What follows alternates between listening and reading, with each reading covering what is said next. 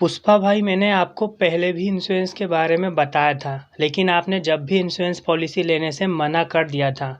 और फिर आज मैं आपको इंश्योरेंस पॉलिसी के लिए दोबारा बता रहा हूँ, तो भी आप इंश्योरेंस पॉलिसी के लिए मना कर रहे हो। ऐसा क्यों? पुष्पा भाई, आप क्यों इंश्योरेंस पॉलिसी नहीं लेना चाहते हैं? आप जीवन बीमा के लिए हमेशा मना ही क्यों करते हो? देखो यादव जी, सच बताऊं तो मुझे लाइफ इंश्योरेंस पॉलिसी यानी जीवन बीमा से सख्त नफरत है। मुझे इंश्योरेंस पॉलिसी बिल्कुल भी पसंद नहीं, क्योंकि यदि मैं इंश्योरेंस पॉलिसी ले भी लेता हूँ तो मेरे मरने के बाद पैसा मिलेगा, तो देखा जाए तो इसमें मेरा क्या फ़ायदा? मुझे इंश्योरेंस पॉलिसी क्यों लेना चाहिए? इसीलिए मैं कभी भी जीवन बीमा नहीं लेगा साला। पुष्पा भाई, आप बिल्कुल ठीक कह रहे हो और मैं भी आप ही की तरह सोचता हूँ। इसीलिए मैंने भी आज तक इंश्योरेंस पॉलिसी नहीं ली है। मेरे पास भी यदि कोई बीमा एजेंट आता है तो मैं उसे जीवन बीमा के लिए हमेशा मना ही कर देता हूँ, उसे टाल ही देता हूँ। मैं भी जीवन बीमा कभी नहीं लूँगा। रॉकी भाई और पुष्पा भाई, आप दोनों अपनी जगह सही हो। मैं आप दोनों की बातों से पूरी तरह सहमत हूँ, लेकिन मैं आप दोनों को बताना चाहूँगा, आप जीवन बीमा इसलिए नहीं लेते कि आप मरने वाले हो, बल्कि आप जीवन बीमा इसलिए लेते हो कि आपके बाद आपके परिवार में कुछ लोग जिंदा रहने वाले हैं और उन्हें आगे का जीवन जीने के लिए पैसों की आवश्यकता होगी। और वैसे भी रॉकी भाई और पुष्पा भाई, आज आप जो भी पैसा कमाते होंगे हर महीने, उसमें से 80 से 90% पैसा आपका आपके घर परिवार के खर्चों को पूरा करने में ही खत्म होता होगा। आपके ऊपर तो देखा जाए तो आप 10 से 20% पैसा ही लगाते होंगे, यानी आपके जो खर्चे खुद के हैं वो 10 से 20% पैसों में निपट जाते होंगे। और बाकी का 80 से 90% पैसा आप अपने घर परिवार के हर छोटे बड़े खर्चों को मैनेज करने में ख़त्म कर देते हैं। और ऐसा आप इसलिए करते हैं क्योंकि आप अपने परिवार से बहुत प्यार करते हैं। और रॉकी भाई और पुष्पा भाई, जीवन बीमा भी इसीलिए लिया जाता है कि आप अपने परिवार से बहुत प्यार करते हैं। और रॉकी भाई और पुष्पा भाई, आप दोनों दो पल के लिए खुद सोच कर देखो, आज आप हो तो मेहनत करके कुछ ना कुछ उठा पटक करके हर महीने पैसे ले आते हो, जिससे कि आपके घर के सारे खर्चे अच्छे से मैनेज हो जाते हैं। लेकिन भगवान ना करे यदि कभी आपके जीवन का अंत हो जाता है, तो उस कंडीशन में आपके परिवार में जो पैसा आप हर महीने ला करके देते थे, वो तो आपकी फैमिली को मिलना बंद हो जाएगा। लेकिन भैया, आपके परिवार के जो खर्चे हैं वो तो बंद नहीं होंगे। तो देखा जाए तो रॉकी भाई और पुष्पा भाई, इस कंडीशन में आपके परिवार को कितनी सारी समस्याओं का सामना करना पड़ेगा, कभी सोचा है आपने?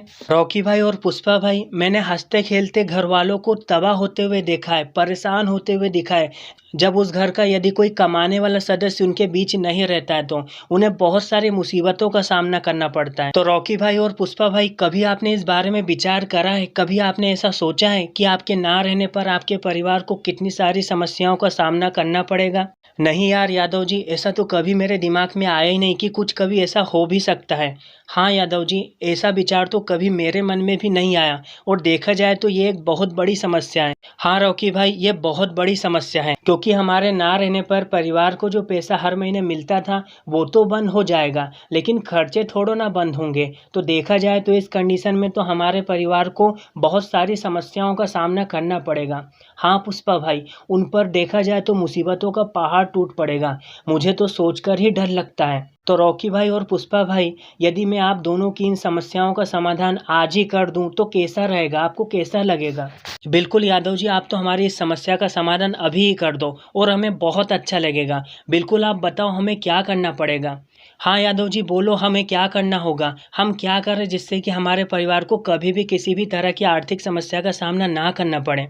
तो बस रॉकी भाई और पुष्पा भाई, इसके लिए आप एक सही इंश्योरेंस पॉलिसी ले लीजिए, जिससे कि भगवान ना करे लेकिन कभी आपके जीवन का अंत हो जाता है तो उस कंडीशन में भी आपके परिवार को इतना पैसा मिल जाएगा, जो पैसा यदि आपका परिवार बैंक में भी रखता है तो उस पैसे का जो ब्याज आपके परिवार को मिलेगा, वो ब्याज हर महीने का उतना होगा जितना कि आप अपने परिवार को हर महीने कमा कर ला कर देते थे, जिससे कि सारे खर्चे अच्छे से मैनेज हो जाते थे। तो देखा जाए तो यदि आप एक सही इंश्योरेंस पॉलिसी ले लेंगे तो आपके परिवार को कभी भी किसी भी तरह की आर्थिक समस्या का सामना नहीं करना पड़ेगा। आपके ना रहने पर भी आपके घर के सारे छोटे बड़े खर्चे बहुत ही आसानी से मैनेज हो सकेंगे। तो बस यादव जी, अब बिल्कुल भी आप देर मत करो। बताइए कौन से फॉर्म पर साइन करना है, कितना प्रीमियम देना होगा, कितने का चेक काटूं? बताओ यादव जी। हाँ हाँ यादव जी, जल्दी बताओ, हमें इंश्योरेंस पॉलिसी चाहिए। तो दोस्तों ये तो पुष्पा भाई और रॉकी भाई थे जो बहुत ही आसानी से समझ गए और इन्होंने अपने परिवार को आर्थिक रूप से सुरक्षित करने के लिए बहुत ही आसानी से इंश्योरेंस पॉलिसी खरीद ली। लेकिन क्या आपने अपने परिवार को आर्थिक रूप से सुरक्षित करने के लिए एक सही इंश्योरेंस पॉलिसी लेके रखी है? यदि लेके रखी है तो बहुत अच्छी बात है, और यदि नहीं लेके रखी है तो आज ही अपने एडवाइजर को कॉल कीजिए और उससे एक सही इंश्योरेंस पॉलिसी लेकर अपने परिवार को आर्थिक रूप से सुरक्षित कीजिए।